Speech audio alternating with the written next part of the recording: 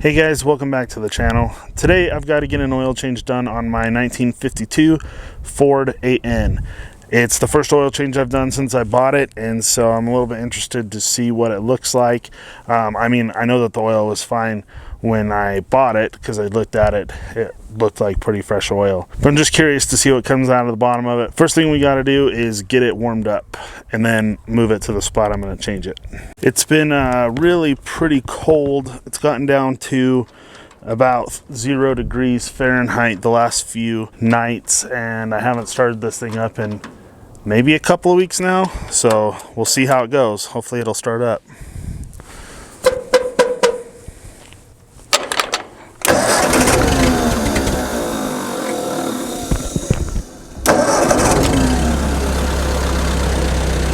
Starts right up. No, what are you doing? Oh, that's right, I got the fuel turned off. All right, let's try it again.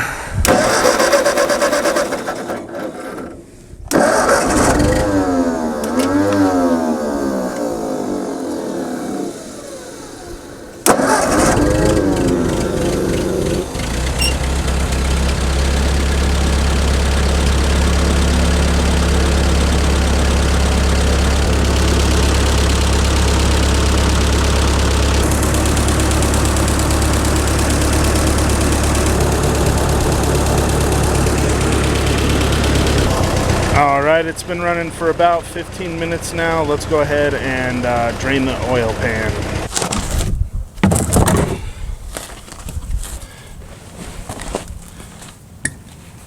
All right, let's pop the vent on this and pull the plug. Take our adjustable pliers and remove the oil drain plug.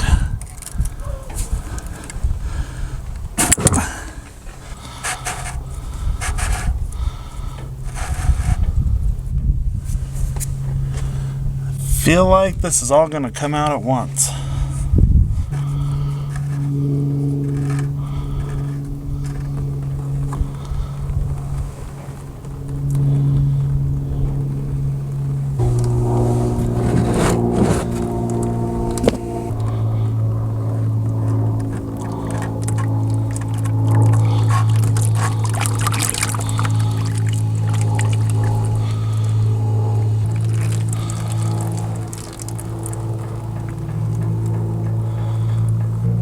Well, I'd say the oil's looking pretty good.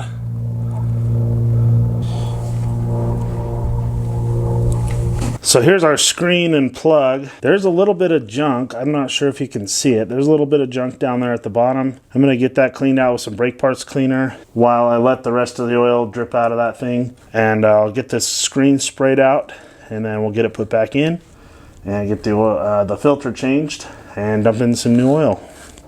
All right, we got it fairly cleaned up. There's still a little bit of junk down in there, but it's really just getting too hard to get out. Like, I've scrubbed and scrubbed with a towel with this little screen on it. Makes it a lot harder to get. I've scrubbed it with a pick, sprayed some brake parts cleaner, sprayed some more brake parts cleaner in there.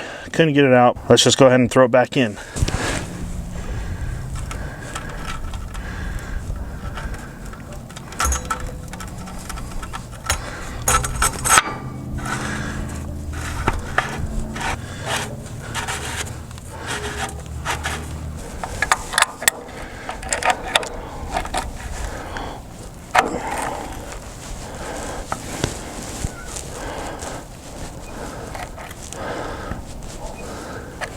All right, let's get the filter changed now.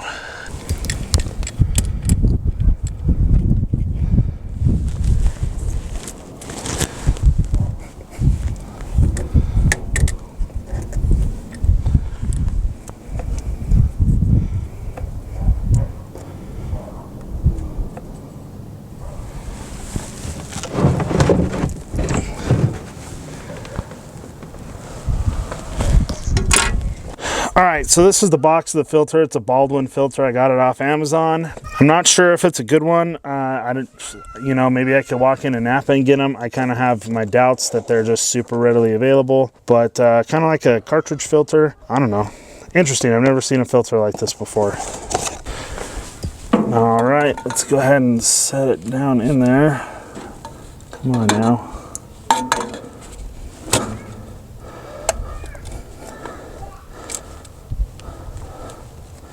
Looks like that seal almost wanted to pop off. Hopefully you can get it set in there. Oh, there we go.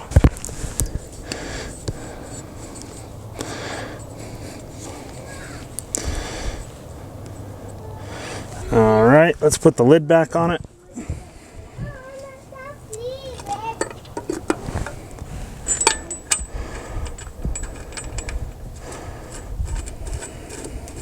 I think we're all seated on there pretty good.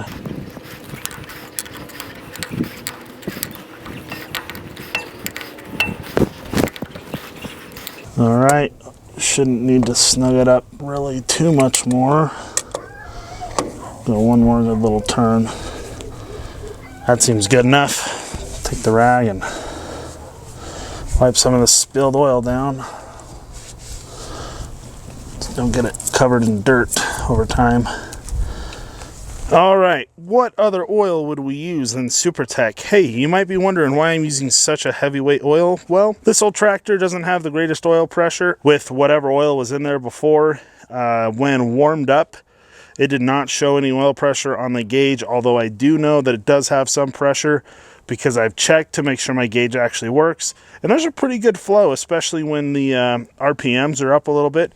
There's a pretty good flow coming out of the little pipe that goes up to the gauge, and I did put a brand new gauge on it too, just to make sure. So yes, it's winter time, and yes, I'm putting a pretty heavy oil inside of this thing for the winter time. A lot of the guys say on like Tractor by Net and some of those tractor forum places that, you know what, as long as it's moving some oil around inside of itself, then it's got enough oil pressure. And sure, I'd just like to have a little more. They all kind of suggested having a little more, they all suggested putting in a heavier oil so that I could have a little bit more. So we got 5 quarts here, and we'll go ahead and put them in.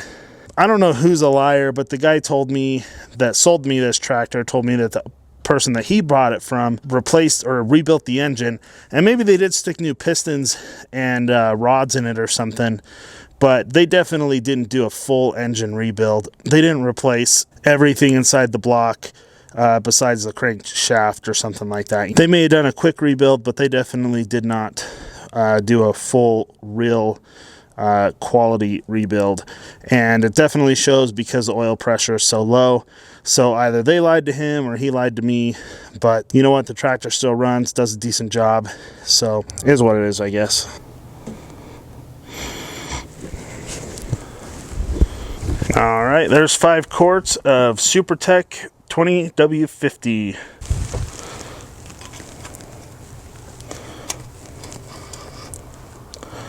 Someone was definitely lying about that engine rebuild, though. That is for sure.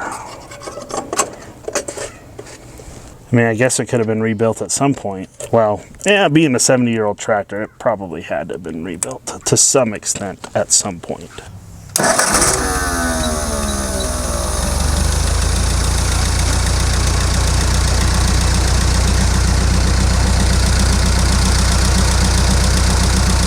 It is quite loud, but we are getting about 5 psi out of this oil. That's at really high RPMs though, so it's definitely got low oil pressure. Whoops, sorry, you can't see the gauge too well. Anyway, it's got a brand new gauge.